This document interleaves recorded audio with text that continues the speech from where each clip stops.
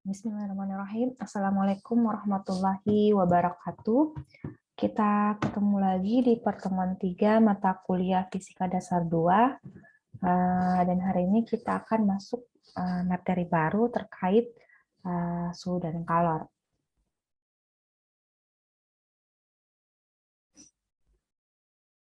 Jadi saya kira pelajaran tentang suhu dan kalor ini sudah sangat familiar bagi kalian, sudah berulang kali dijelaskan pada saat kalian sekolah dulu di tingkat SMP dan juga SMA. Jadi kita hanya sekedar mereview pelajaran pada hari ini.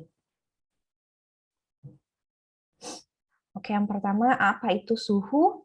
Jadi saya percaya kalian sudah sangat familiar dengan istilah ini, apalagi istilah ini sering dipakai selama pandemi ini.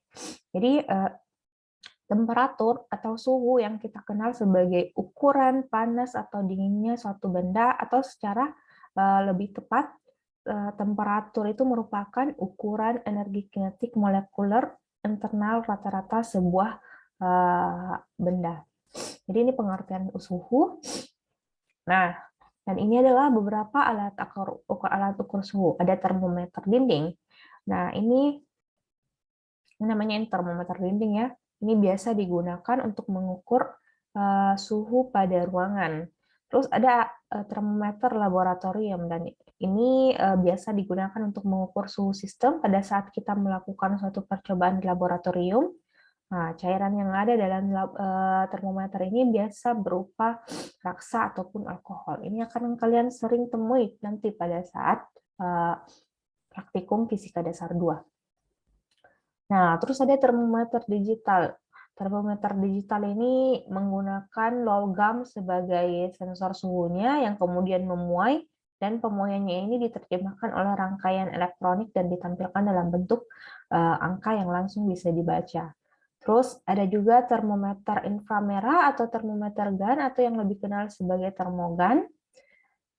Nah, ini pasti sudah sangat familiar di kalian selama pandemi ini.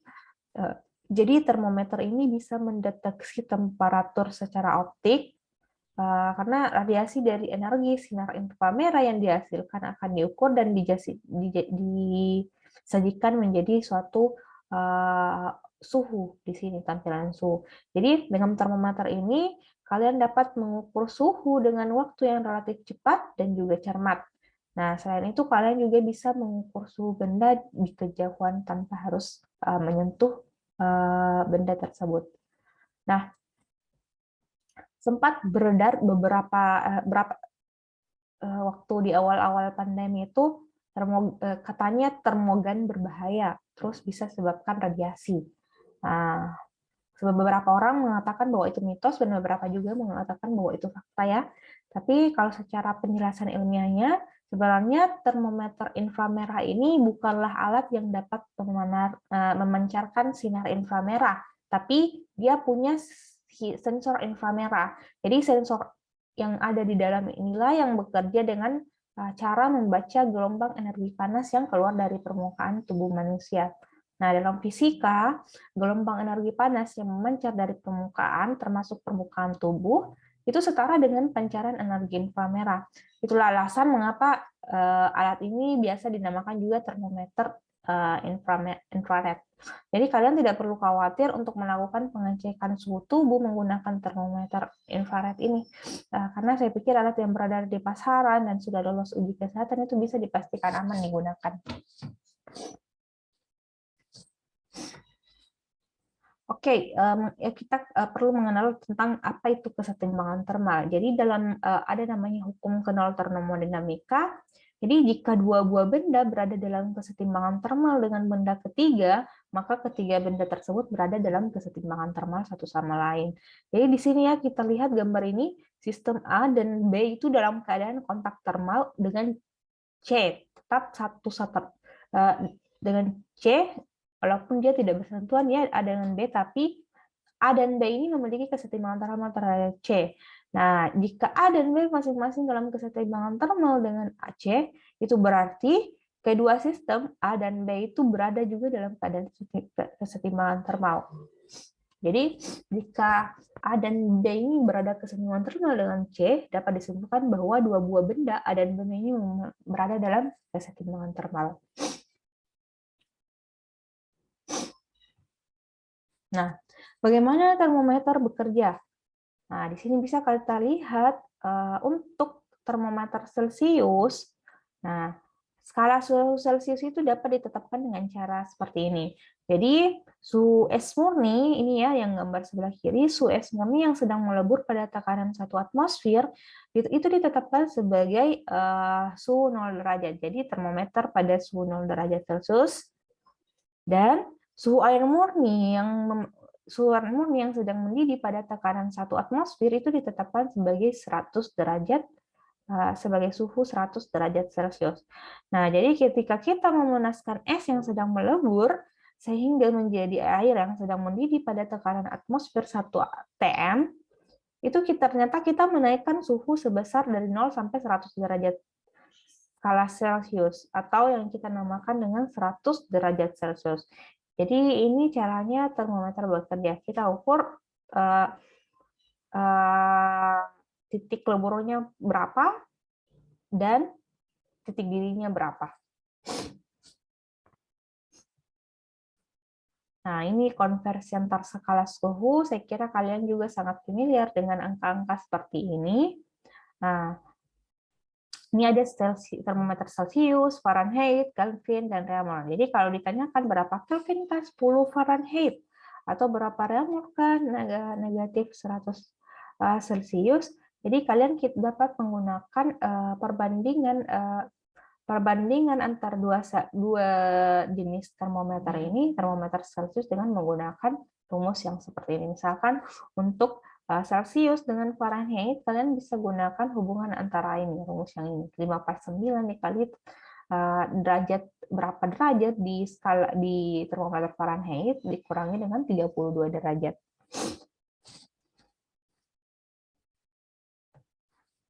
Oke, warna suhu. Nah, warna suhu itu merepresentasikan penampakan, mohon maaf ini ya. Oke, warna suhu itu ternyata merepresentasikan penampakan visual cahaya. Jadi, konsep warna suhu ini memiliki peran penting dalam bidang fotografi, terus pencahayaan, videografi, astrofisika, dan sejumlah bidang lain yang berkaitan dengan warna. Nah, warna suhu ini berkaitan dengan peristiwa radiasi benda. Jadi, jika benda dipanaskan, maka warnanya itu akan berubah. Nah, pada suhu rendah, warnanya itu biasanya warna merah, dan pada saat tinggi, warnanya itu berubah menjadi biru. Nah, di tempat pantai besi itu, kalau kalian pernah menonton video di tempat pantai besi, warna besi yang dibakar itu berubah dari warna merah menjadi warna biru ketika suhunya semakin tinggi. Nah, kaitan antara warna dan suhu benda inilah yang melahirkan konsep warna suhu seperti ini. Jadi ada candlelight atau lilin, warna lilin itu warna merah, ada cahaya tungsten, itu lebih ke merah menuju kuning ya, sama dengan pada saat matahari baru terbit. Dan sampai dengan langit biru.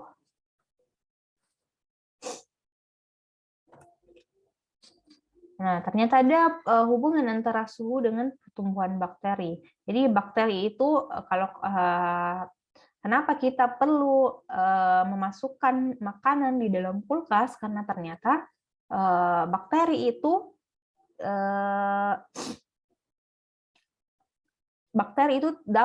tidak dapat berkembang pada suhu di bawah 5 derajat Celcius. Jadi makanya kenapa kita perlu menyimpan bahan makanan itu di kulkas ya.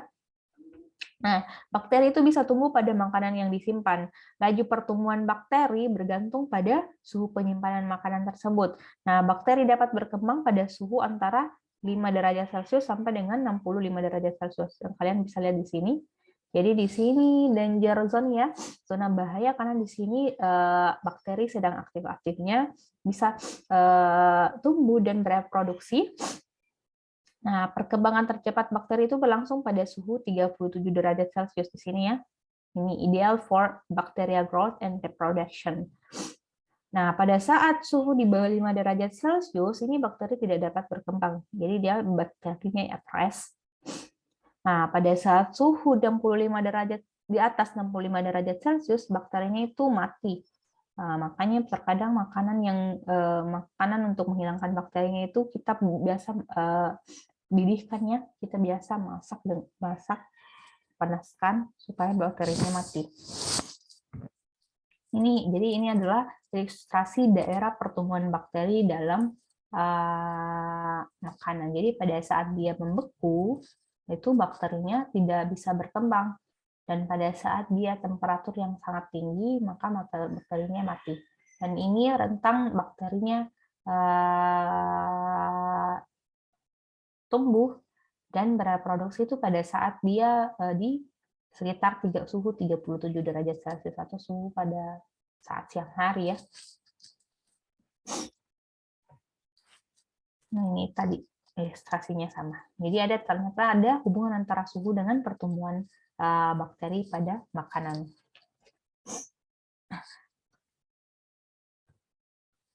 Oke, kita masuk ke pembahasan tentang kalor.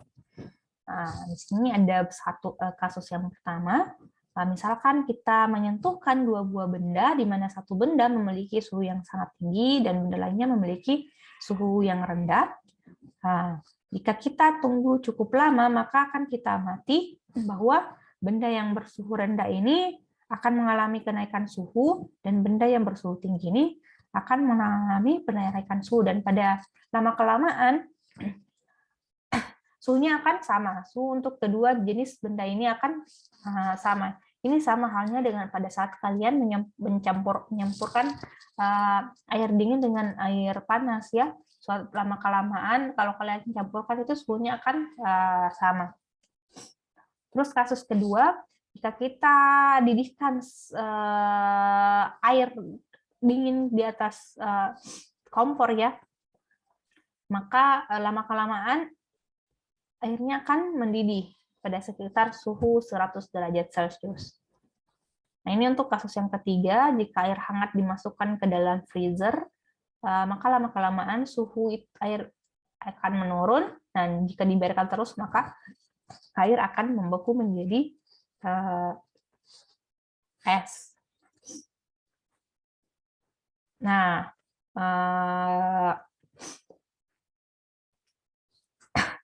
disinilah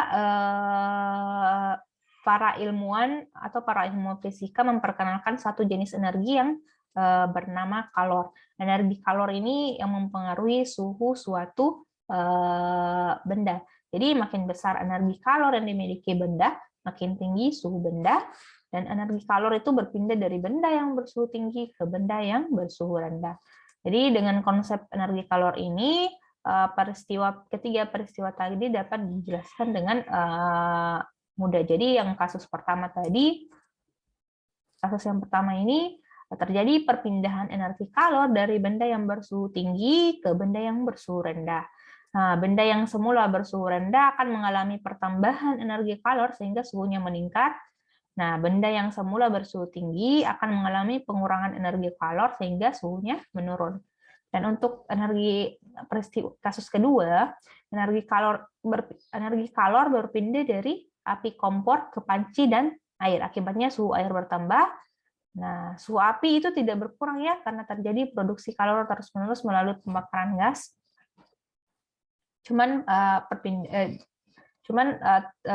Dia terjadi perpindahan panas secara konduksi dan konveksi di dalam air ini sehingga air ini mendidih. Nah, untuk kasus ketiga, energi kalor itu berpindah dari air ke kulkas karena suhu freezer kulkas sangat rendah. Akibatnya suhu air dalam gelas itu terus-menerus. Jadi suhu air dalam plastik ini akan terus-menerus menurun. Jadi suhu freezer itu tidak naik karena terjadi penyedotan kalor keluar dari bagian pendingin kulkas. Oke, ini hubungan antara kalor dengan suhu. Nah, bagaimana kita mendefinisikan energi kalor? Jadi satuan energi kalor itu adalah kalori, disingkat kal. Terus untuk 1 kalori itu adalah energi yang dibutuhkan untuk menaikkan suhu 1 gram air murni sebesar 1 derajat Celcius. Dan satuan internasional kalor itu adalah joule. Nah, pertanyaan selanjutnya ini kan ada dua satuan energi kalori dan satuan internasionalnya adalah joule. Nah, bagaimana hubungan antara kalor ini dengan joule? Berapa joule kah satu kalori? Atau berapa kalori kah satu joule? Nah, orang yang pertama kali menentukan relasi atau hubungan antara satuan kalori dengan joule adalah ada orang yang bernama Joule. Jadi dia melakukan percobaan sederhana. Nah, skema percobaannya itu bisa dilihat pada gambar ini. Jadi di sini ada air murni dimasukkan ke dalam tangki yang berisi baling-baling. Ini baling-balingnya. Nah, jadi ada air murni yang dimasukkan ke dalam tangki yang berisi baling-baling. Nah, tangki ini itu tersekat dengan baik sehingga tidak ada kalor yang dapat masuk ataupun keluar. Jadi dia semacam apa ya? Macam prinsip kerjanya termos. Jadi tidak ada pertukaran energi dari lingkungan luar dengan yang ada di dalamnya. Nah, baling-baling di dalam ini dihubungkan dengan sebuah beban melalui katrol. Nah, joule di sini mengukur pertambahan energi air dan kehilangan energi kinetik dari beban. Jadi dari percobaan sederhana joule ini, dia memperoleh bahwa 1 kalori itu sebesar 4,184 joule. Jadi ini adalah hubungan antara energi kalori dengan joule. Jadi 1 kalori itu adalah nilainya 4,1184 joule. Nah, di sini ada beberapa fenomena akibat kalor. Jadi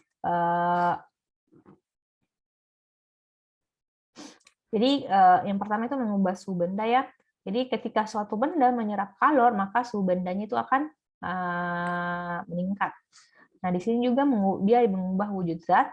Jadi zat itu dapat berada dalam wujud padat, cair, dan gas. Jadi pada suhu di bawah 0 derajat Celcius itu air berada dalam wujud padat es. Antara 0 derajat sampai 100 derajat itu berada dalam wujud cair yang kita sebut air. Dan di atas 100 derajat Celcius itu berada dalam wujud gas ya, uap air. Nah, sini di gambar ini es yang bersuhu 0 derajat Celcius akan mencair jika menerima kalor. Dan di sebelah kanan ini ada kawat solder yang berwujud padat akan meleleh jika menerima kalor dari mata solder. Jadi kalau kalian lihat terkadang lihat tukang elektronik memasang komponen-komponen pada rangkai listrik.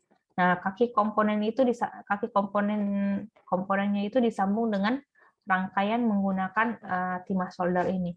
Jadi timah yang semula padat akan mencair ketika menerima panas dari mata solder ini. Sekarang kita masuk tentang kapasitas kalor. Jadi kapasitas kalor itu adalah kalor yang diperlukan untuk menaikkan suhu air sebesar 1 derajat Celcius. Jadi kapasitas kalor suatu zat makin besar jika massa zatnya makin besar. Terus zat yang sama memiliki kapasitas kalor yang berbeda jika massanya berbeda. Terus zat yang berbeda dapat memiliki kapasitas kalor yang sama jika memiliki perbandingan massa tertentu. Nah, secara matematis untuk kapasitas kalor itu kita tuliskan seperti ini. C sama dengan Q per delta T. Kalor dibagi dengan temperatur. Untuk Q itu satuannya kalori atau joule. Untuk perubahan temperatur itu derajat Celcius atau Kelvin. Jadi untuk satuan kapasitas kalor kalian bisa tuliskan joule per Kelvin atau joule per derajat Celcius atau kalori per Kelvin atau kalori per derajat Kelvin. Nah, ini ya. Bisa kalian lihat yang di atas sini adalah gambar yang menunjukkan suatu zat yang sama yang memiliki kapasitas kalor yang berbeda jika massanya berbeda. Yang di bawah ini seharusnya ini salah ya, maaf. Jadi zat yang berbeda itu dapat memiliki kapasitas kalor yang sama jika memiliki perbandingan massa tertentu. Nah, contohnya di sini.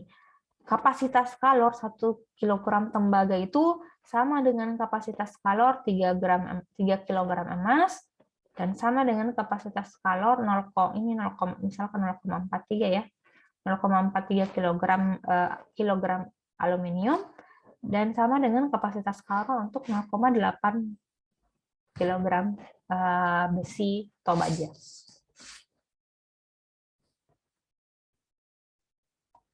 Kita lanjut, ada namanya kalor jenis. Jadi kalor jenis itu perbandingan kapasitas kalor dan massa. Jadi bisa kita tuliskan seperti ini, kalor jenis itu dituliskan dengan C kecil ya, sama dengan perbandingan antara kapasitas kalor C dibagi dengan massa. Jadi satuan kalor jenis itu adalah kalori per kilogram derajat Celcius, karena C tadi kalori per derajat Celcius ya. Terus ada massa di sini per kilogram. Jadinya seperti ini. Nah, hampir semua zat telah didokumentasikan nilai kalor jenisnya. Jadi, ada tabel kalor jenis setiap jenis zat. Kalian bisa cari banyak di buku-buku dan googling di internet saja. Jadi, ketika benda menyerap atau melepas kalor, maka besar kalor itu dapat dihitung dengan rumus seperti ini. Q sama dengan MC delta T. M itu massa, C itu kalor jenis, delta T itu perubahan suhu. Dan Q itu adalah kalor. Nah, kalor lebur. Berapa jumlah kalor yang diperlukan untuk melebur zat padat menjadi zat cair? Nah, jawabannya adalah besar Q sama dengan massa dikali kalor leburnya. Kalor lebur zat. Nah, ini nilai kalor lebur zat sudah ada untuk berbagai jenis zat. Ada tabelnya. Silakan kalian cari sendiri. Jadi untuk kalor lebur itu kekuatan ikatan antara atom dalam wujud padat itu menentukan kalor leburnya. Makin kuat gaya antar atom, maka makin besar kalor leburnya. Ini konsep untuk kalor lebur. Ada juga namanya kalor uap. Nah, kita hitung seperti ini, Q sama dengan massa dikali kalor uapnya. Nilai kalor uap untuk berbagai jenis benda juga sudah ada, silakan cari sendiri. Jadi untuk ini ya, ini gambaran konsep kalor uapnya. Kekuatan ikatan antar atom dalam wujud cair, ini beda ya tadi yang dalam wujud padat, melebur, dan wujud cair. Jadi kalau yang wujud cair itu atom-atomnya acak. Jadi kekuatan ikatan antar atom dalam wujud cair itu menentukan kalor uap. Makin kuat gaya antar atom, maka makin besar kalor uapnya.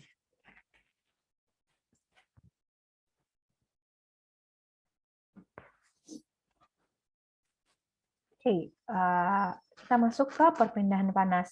Jadi, seperti yang dijelaskan sebelumnya, kalor itu berpindah dari benda yang bersuhu tinggi ke benda yang bersuhu rendah. Nah, perpindahan kalor itu berhenti ketika suhu bendanya berada pada kesetimbangan termal, atau kedua bendanya sudah sama suhunya. Jadi selama ada perbedaan suhu, maka kalor itu selalu berpindah hingga tercapai kesetimbangan termal. Nah, pertanyaan selanjutnya adalah bagaimana kalor berpindah dari satu benda ke benda lainnya? Para ahli menyimpulkan bahwa ada 3 cara perpindahan kalor, yaitu perpindahan kalor secara konduksi, konveksi, dan radiasi. Kalian pasti juga sudah sangat familiar dengan ini. Jadi untuk yang secara konduksi itu dia melalui benda tanpa disertai perpindahan atom atau molekul bendanya. Untuk konveksi itu adalah perpindahan kalor yang dibawa oleh aliran atom atau molekul benda, dan radiasi adalah perpindahan kalor tanpa memerlukan kehadiran benda. Kita bahas satu-satu. Yang pertama adalah terkait dengan konduksi. Jadi konduksi itu adalah perpindahan kalor dari satu tempat ke tempat lain melalui benda, tetapi selama kalor berpindah itu tidak ada bagian benda maupun atom molekul penyusun benda yang ikut berpindah. Nah, kalau kita mau menghitung laju aluran kalor pada perpindahan konduksi itu kita bisa hitung dengan rumus seperti ini. Ka, suhu ujung benda, suhu tinggi dikurang suhu rendah dibagi dengan panjang benda dikali dengan tebal benda. Nah, ini konveksi salah satu contoh pada saat kalian memasak air. Jadi konveksi ini adalah perambatan kalor melalui perpindahan molekul atau atom penyusun benda. Jadi molekul atau atom penyusun bendanya itu berpindah. Jadi ketika satu bagian benda menerima kalor yang di sini ya, maka atom-atom penyusunnya bergerak lebih cepat lebih cepat. Akibatnya atom-atom tersebut terdorong berpindah ke lokasi di mana atom-atom masih bergetar lambat ke atas. Jadi dia bergerak ke atas. Nah, maka jadinya pada saat kalian memanaskan air itu tidak terjadi siklus perputaran di sini. Siklus perputaran air yang lebih dingin di atas akan menuju ke bawah, dan air yang lebih panas di sini akan menuju ke atas.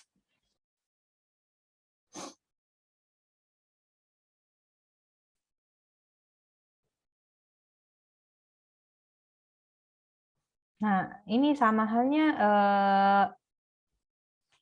pada saat ini gambar pada saat terjadi kebakaran ya. Jadi tiap kali terjadi kebakaran, petugas pemadam kebakaran itu sering kesulitan memadamkan api karena anginnya cukup kencang. Jadi kalau kalian perhatikan baik pada saat kebakaran itu pasti anginnya bertiup kencang. Nah, harap diketahui bahwa bahwa udara di tempat kebakaran itu mengalami pemanasan sehingga terjadi aliran konveksi ke atas secara cepat. Jadi udara panas mengalir ke atas. Nah, lokasi tempat kebakaran itu akan mengalami kekosongan udara. Jadi udara dingin dari sekelilingnya itu akan langsung mengisi kekosongan tersebut sehingga timbul angin yang cukup kencang. Ini sama halnya contoh konveksi pada saat keluarnya magma dari dalam bumi menuju ke permukaan melalui gunung api. Juga ada proses konveksi di dalam sini. Jadi bagian bawah cairan itu memiliki suhu yang lebih tinggi sehingga massa jenisnya lebih kecil. Massa jenis yang kecil itu menyebabkan cairan tersebut bergerak ke atas. Jadi bergerak ke atas dan bisa keluar ke permukaan bumi melalui lubang gunung kecil ini. Nah, kalau ini adalah laju aliran udara. Sama juga terjadi perpindahan kalor secara konveksi. Nah, ini adalah radiasi, bentuk perpindahan kalor secara radiasi, di mana perpindahan kalornya itu tanpa melalui medium. Nah, kalau kalian tanya kenapa kita bisa merasakan panas di bumi, kenapa panas matahari itu bisa mencapai bumi, itu karena adanya perpindahan kalor secara radiasi. Jadi ruang antara matahari dan bumi itu kebanyakan hampa, tetapi panas matahari itu dapat mencapai bumi. Ini salah satu bukti bahwa kalor dapat merambat tanpa perlu medium. Nah, ini sama halnya dengan lampu pijar yang mengandung filamen bersuhu tinggi. Nah, ruang antara filamen ini dengan kaca lampu itu adalah ruang hampa. Jadi ketika lampu disambung ke tegangan listrik PLN, maka filamen ini akan memanas ya. Suhunya bisa mencapai 5.000 derajat Celcius, tetapi dapat dirasakan sampai ke kaca lampunya. Dan bisa juga dirasakan sampai di luar. Nah, ini menunjukkan bahwa panas dari filamen ini merambat melalui ruang hampa dalam lampu hingga mencapai lokasi di luar lampu. Ini sama halnya pada saat kalian berpramuka dulu, jadi api unggun itu akan terasa lebih panas, akan kalian rasakan panas karena adanya perpindahan panas secara radiasi. Oke, kita masuk ke bagian pemanfaatan kalor. Bagaimana sebenarnya pemanfaatan kalor itu? Pertama itu ada cairan radiator. Nah, cairan radiator itu digunakan pada kendaraan untuk mendinginkan mesin. Jadi cairan ini ya berfungsi untuk menyerap panas dari mesin dan melepas panas ke udara. Jadi dengan cara ini maka mesin kendaraan itu tidak terlalu panas.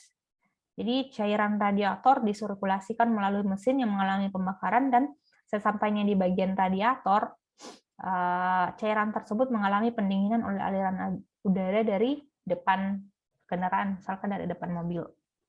Jadi bahan cairan radiator ini adalah air. Kenapa harus air? Karena air itu adalah zat cair yang memiliki kalor jenis besar. Jadi dengan kalor jenis besar, maka walaupun kalor yang diserap air dari mesin cukup besar, kenaikan suhu airnya itu tidak terlalu tinggi. Jadi ingat rumus QMC delta T ya, atau delta T-nya itu sama dengan V per MC. Jadi karena C-nya besar, maka meskipun Q besar, kenaikan suhu delta T-nya itu tidak terlalu besar. Jadi air dalam cairan radiator itu biasa dilengkapi dengan zat anti karat, sehingga selama bersirkulasi di dalam mesin ini tidak terlalu cepat menimbulkan karat pada pipa aliran. Jadi maka dari itu banyak cairan radiator yang berwarna seperti hijau seperti ini, atau ada juga yang biru atau kuning. Nah, zat warna ini ternyata itu adalah zat anti karat. Jadi dia zat anti karat ya. Nah, terus pemanfaatan kalor lainnya adalah di tempat penyulingan air.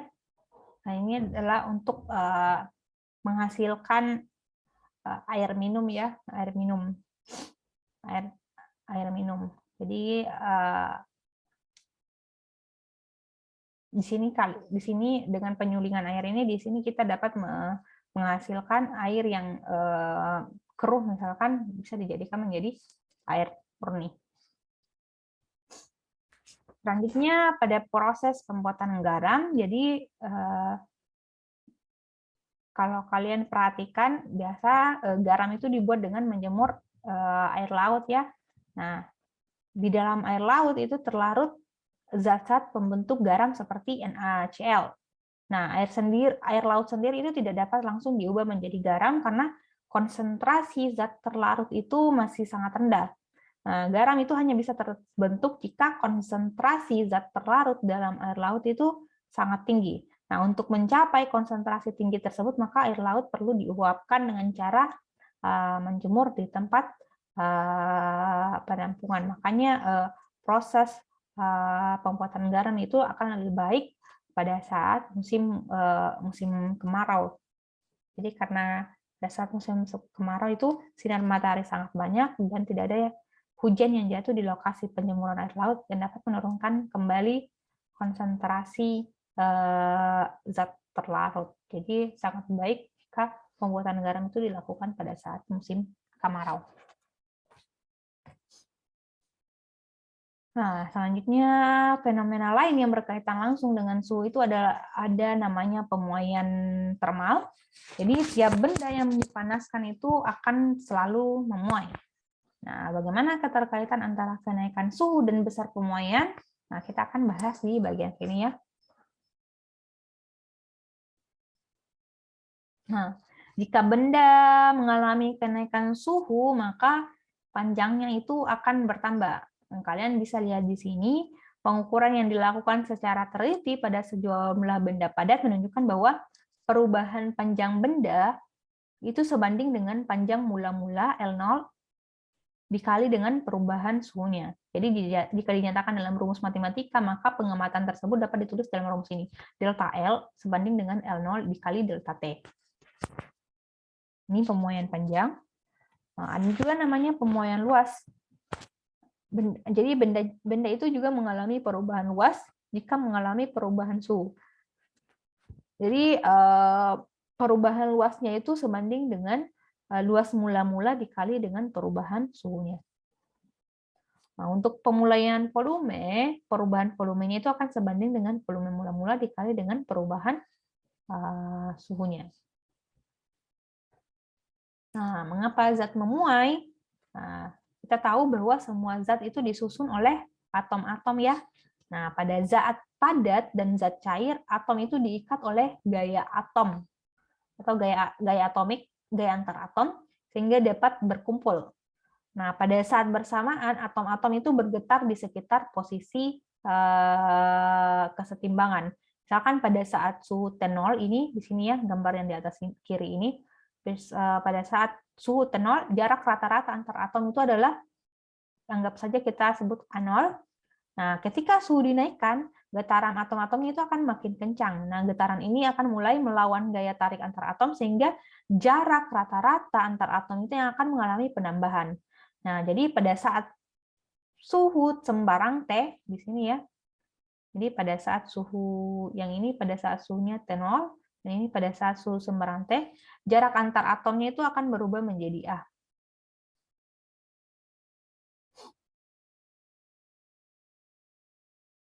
Berubah jadi A. Jadi ketika suhu berubah dari T0 menjadi T, jarak rata-rata antar atom itu akan mengalami perubahan sebesar delta A.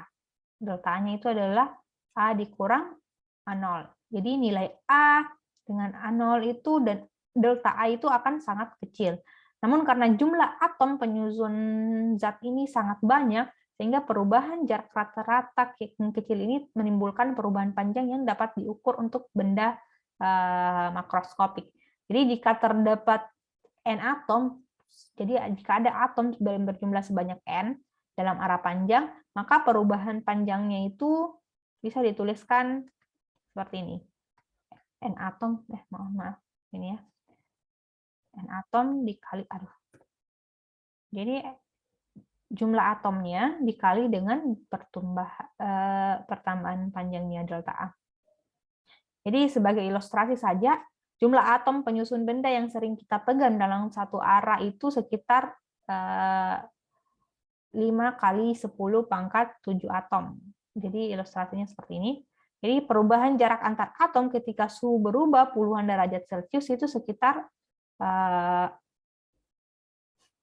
deltanya itu sekitar 0,01 angstrom atau 10 pangkat minus 12 meter. Nah, jadi ketika suhu berubah puluhan derajat Celcius, perubahan panjang benda yang biasa kita pegang itu jadinya tinggal dikali saja 5 kali 10 pangkat 7 dikali 10 pangkat minus 12 itu 5 kali 10 pangkat minus 5 meter. Jadi idealnya pertemuan panjang suatu benda itu adalah ini ya, sekitar 5 kali 10 pangkat minus 5 meter. Dia tidak akan mencapai orde sampai meter ya. 1 meter. Jadi perubahan panjangnya itu akan sangat kecil. Nah, bagaimana pemanfaatan sifat pemuaian? Jadi aplikasi pemanfaatan sifat pemuaian itu sebenarnya sangat dekat dengan kehidupan kita, bahkan sering kita temui, kadang kita tidak sadar, kadang kita tidak menyadarinya. Jadi ada termometer. Nah, jadi termometer jenis lama yang masih menggunakan kolom zat cair itu memanfaatkan fenomena pemuaian zat cair sama dengan termometer di laboratorium itu memanfaatkan fenomena pemuaian zat cair. Jadi gambar ini adalah kondisi zat cair dalam termometer pada saat suhunya T0 dan pada saat suhunya T. Jadi ketika suhu meningkat dari T0 menjadi T, volume zat cair dalam wadah ini akan bertambah sebesar H. Jadi perubahan suhu menyebabkan perubahan volume zat cair dalam termometer sehingga mendesak naik atau turun pada makanya kalau kalian melakukan percobaan, kalian akan mengamati bahwa pada saat termometernya itu kalian memanaskan air, terus kalian ukur suhunya air itu dengan menggunakan termometer, maka cairan yang di dalam termometer itu akan terlihat naik. Itu karena ada pemuaian di konsep pemuaian dalam termometer tersebut. Terus ada juga pada saklar bimetal. Saklar bimetal itu metal itu artinya ada 2 buah logam yang ditempelkan ya, ini ya, logam A dan logam B yang terpisah. Nah, kalau kita tempelkan ini, jadi misalkan logam A ini memiliki koefisien muai panjang yang lebih besar daripada logam B, maka ketika mengalami kenaikan suhu yang sama, maka logam A akan mengalami pertambahan panjang yang lebih besar daripada logam B. Itu karena koefisien muai panjangnya lebih besar logam A daripada logam B. Nah, jika 2 logam ditempelkan sangat kuat, maka pertambahan panjang yang berbeda ini menyebabkan paduan logam tersebut seperti ini, melengkung. Logam yang memiliki koefisien muai panjang besar akan berada di sisi luar. Jadi yang di sisi luar itu akan yang membengkakkan.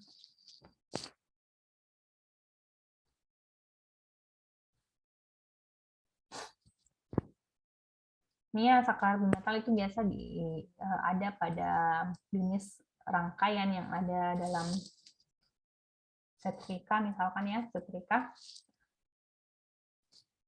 Jadi di sini bisa kalian lihat pada saat suhu T0, pada saat suhu T0 itu bimetalnya lurus yang di dalam sini, kontak terbentuk dan arus mengalir. Kalau suhunya pada saat suhunya T0, nah heater itu mengalami pemanasan.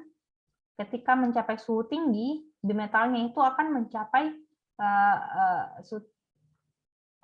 bimetalnya itu akan melengkung sehingga kontak terputus. Nah, arus berhenti dan pemanasan heater di sini akan berhenti juga. Jadi di sini konsepnya digunakan biasa dalam setrika listrik ya. Biasa itu setrika kalau dia sudah sangat panas, dia akan berhenti mengalirkan arus listrik. Nah, saat dia berhenti, nah itu kembali itu bimetalnya yang ada di dalamnya itu akan kembali lurus sehingga akan memulai lagi aliran listrik dan begitu seterusnya.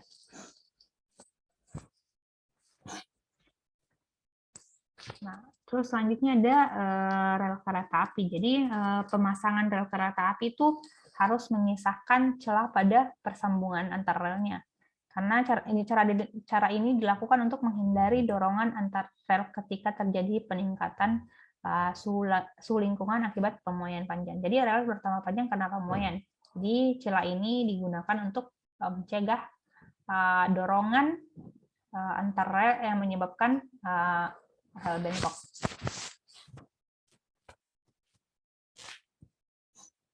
Nah, sama dengan pemasangan beton jembatan, celah antara batang beton sebagai ruang bagi terjadinya pemuaian panjang. Jadi celah ini digunakan sebagai ruang untuk terjadinya pemuaian panjang. Jadi dengan adanya celah ini, maka pemuaian panjang beton tidak menyebabkan saling dorong antar batang beton yang dapat menyebabkan beton pecah. Jadi kalau kalian lihat di jalanan itu, jalanan beton itu terkadang ada celah ya sedikit. Nah itu untuk menghindari atau itu untuk ruang bagi terjadinya pemuaian panjang. Nah kalau kalian lihat beton yang banyak retak-retaknya itu berarti ruang pemuaian panjangnya itu tidak dibuat secara dengan baik. Terus untuk pemanfaatan pemuaian lainnya itu ada pada kabel jaringan listrik. Nah, kalau kita perhatikan kabel transmisi listrik itu tampak dipasang agak kendor. Di sini menggelantung seperti gambar, jadi dia agak kendor. Tujuannya itu untuk menghindari putusnya kabel ketika suhu turun. Jadi jika suhu turun, maka panjang kabel itu akan berkurang. Jadi jika awalnya kabel dipasang terlalu kencang, maka pada saat panjang kabel berkurang akibat suhu turun, tarikan kabel pada tiang ini akan makin kencang. Nah, ini akan menyebabkan kabel putus kalau pada awalnya kita pasang kabelnya itu terlalu kencang ya. Jadi pada saat pemasangan kabel transmisi itu harus sedikit dilonggarkan sehingga saat terjadi penurunan suhu lingkungan tidak terjadi tegangan yang besar akibat memendeknya kabel. Di sini bukan tegangan listrik ya, tapi gaya tegang kabelnya yang besar. Jadi tegangan kabelnya itu yang terlampau besar dapat menyebabkan kabel putus pada saat suhunya turun. Oke, saya kira ini terkait dengan suhu dan kalor. Kalian bisa baca dengan baca untuk lebih jelasnya di berbagai buku fisika dasar yang sudah saya bagikan. Saya kira untuk konsep suhu dan kalor ini cukup mudah kalian pahami. Tapi kalau ada pertanyaan terkait materi hari ini, silahkan ditanyakan melalui WA Group ya. Oke, sekian perkuliahan hari ini. Saya ucapkan terima kasih sudah menyimak sampai akhir. Kita ketemu lagi di pertemuan selanjutnya untuk materi baru. Assalamualaikum warahmatullahi wabarakatuh.